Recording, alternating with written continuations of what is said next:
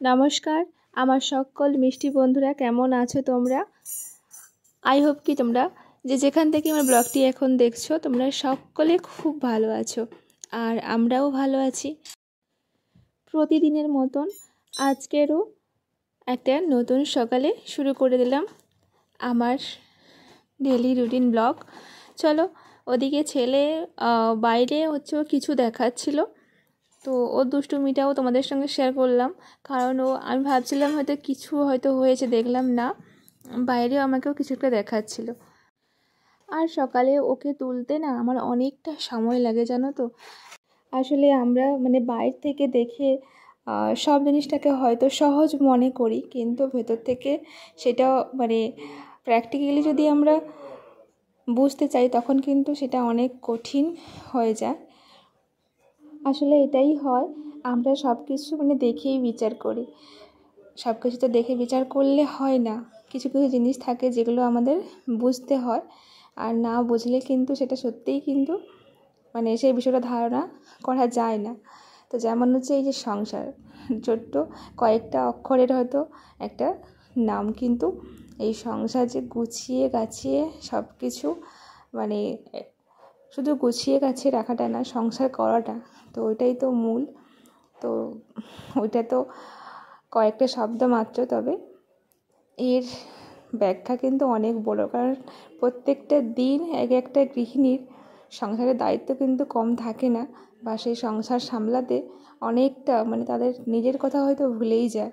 এই সংসার সামলাতে সামলাতে সব কিছুই ভুলে যায়, আর সারাক্ষণ আমরা এই সংসারের কাজ করতেই থাকি।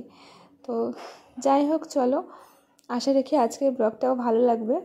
আর ওদিকে তোমার দাদাভাই এক্ষুনি কিন্তু টিউশন থেকে আসলো, এসে ও পাটা ধুয়ে আসলো। আর এইদিকে দেখো, ছেলের পোশাক তো গোছাচ্ছি, তবে শেষই হচ্ছে না, যেহেতু শীতকাল, আর শীতকালে গোছাতে অনেকটা সময় লাগে।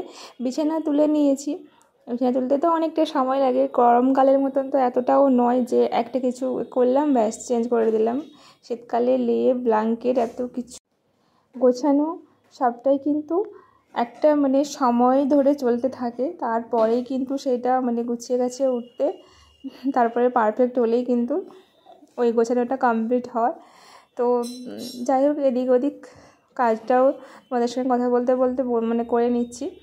আর ছেলের কিছু ড্রেস আমি এখানে এর মধ্যে রেখেছি। এটাকে আমাদের গ্রামের ভাষায় যেটা বলে বালতি ব্যাগ, ছোটোবেলা থেকে দেখতাম ওইগুলো পিসিমা যখন বাবার বাড়ি আসতো, আমাদের বাড়িতে আসতো তখন নিয়ে আসতো।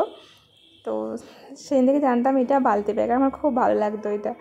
আর অনেক দিন পরে এটা পেয়েছি, তবে ছেলের ছোটোবেলাটা পেলে মনে হয় ভালো হতো। ওর অনেক পোশাক ছিল যেগুলো এদিক ওদিক করে এরকম তো গুছিয়ে রাখতে হতো ব্যাগে ড্যাগে করে। তো যাই হোক, চলো, এদিকে ছেলেরও খিদে পেয়ে গেছে, আমিও আমার ঘরের মোটামুটি বাসি কাজগুলো করে নিয়েছি। আর ওই যে জিলিপিটা, ওই মেলা যাওয়া হচ্ছে, তো তাই আমাদের জিলিপি খেতে খুব ভালো লাগে, সবাই খুব পছন্দও করে। আর যেহেতু গাছের কলা দিয়েছিল তো ওইগুলোও ছিল, তো ওইগুলো ভাবলাম ছেলেকে একটু দিয়ে দিই, মাখিয়ে দিয়েছি মুড়ি আর ওই যে একটু মিষ্টি দিয়ে। আর ছেলের কাছ থেকে আমিও একটুখানি খেয়ে নিয়েছি। আর চলো, তারপরে ফিরে এলাম কিন্তু প্রায় অনেকটা সময় পর। কেন বলো তো, ওই যে সবজি টবজি কেটে ধুয়ে তারপরে রান্না বসিয়েছি। তারপরে মাঝখানে কিন্তু আমার দুটো রান্না হয়ে গেছে, ছেলের জন্য টিফিন বানিয়ে নিয়েছি, ক্যামেরা করতেও পারিনি, আর করেছি এমনি একটা ওই চচ্চড়ি মতন, তো ওইগুলো করা হয়ে গেছে। আর এখন করছি শাকটা রান্না, সেটাই তোমাদের সঙ্গে শেয়ার করছি। কারণ যেহেতু সারা রাত ধরে আমার এলপি থাকে, অনেক বন্ধুদের সন্ধেবেলা আমি ভিডিও দেখতে পারি না, তো তোমাদেরকে সত্যি মন থেকে বলছি সরি, আমাকে ক্ষমা করে দিও। তোমাদের হয়তো ভিডিও দেখতে যেতে পারি না, কারণ তোমরা জানো আমার WTটা এখনও কমপ্লিট হয়নি, তার জন্য আমাকে কিন্তু ওই যে সারা রাত এলবিতে বসে রাখতে হয়, তোমাদের ভিডিওটাও দেখা সম্ভব হয়ে ওঠে না গো। তাই আমি সকালবেলায় কিন্তু তোমাদের সেই ভোর হলেই আমি উঠে পড়ি 6টার দিকে বা 5:30টার দিকে, তোমাদের ভিডিও কিন্তু চালিয়ে রাখি। তারপরে আমার বা কাজগুলো আমি করতে থাকি, কাজের ফাঁকে ফাঁকে তোমাদের কমেন্টও করি। আর জানোই, বুঝতে পারছো, ভীষণ সমস্যা হয়। তো এদিকে রান্নাবান্না প্রায় আমার কমপ্লিট হয়ে গেছে, আর ছেলেকেও স্নান টান করিয়ে নিয়েছি। এখন দেখো এই যে মানে ছেলেকে খাইয়ে নেবো, যেহেতু স্কুল যাবে, খাওয়াতে ওকে অনেকটা সময় লাগে, এটা খাবো না ওটা খাবো না করে। আর ওকে আমি এটাই বলি, তোমার যে মানে দাঁতটা ভেঙে গেছে, দাঁতটা কিন্তু বেরোবে না, শাক মাছ এগুলো খেতে হবে, তো না হলে বেরোবে না। তো এই জন্য ও খেয়ে নেয়। তো ওকে প্রত্যেকটা দিন আমি বলি, এই তুমি যে খাচ্ছ একটু করে কিন্তু তোমাদের দাঁত দেখছি বেরোচ্ছে। তো ভীষণ খুশি হয় ছেলে, আর আমারও ভালো লাগে খাওয়াতে। তো এদিকে দেখো খাইয়ে টাইয়ে এখন ওকে রেডি করে নিয়েছি। ছেলেটাও একটু সময় পায় না, কারণ ওই যে খেয়ে দিয়ে একটু যে ঘুরবে, তারপরে আবার চলে আসে মানে ড্রেস ট্রেস পরতে। আর এদিকে দেখো আমাকে আদর করে বারবার করে বলছে যে ওর স্কুলে তাড়াতাড়ি করে ওকে আনতে যেতে। আর ও কী মনে করে ঠিক জানে না, আসলে ছোটো মানুষ তো, ঠিক মানে ও ওটাই ভাবে হয়তো আমি যাব না, ঘরে হয়তো ব্যস্ত হয়ে থাকবো। তো ওই জন্য বারবার করে বলেই যায় প্রত্যেকটা দিন যে মা তাড়াতাড়ি করে যাবে আমাকে আনতে। দেখো এখন আবার হাত ধরেও বলে গেল। তো এটা তো সবসময় হয়, তোমাদের সেটা শেয়ার করি, আমারও ভালো লাগে তোমাদের এই মোমেন্টগুলো শেয়ার করতে।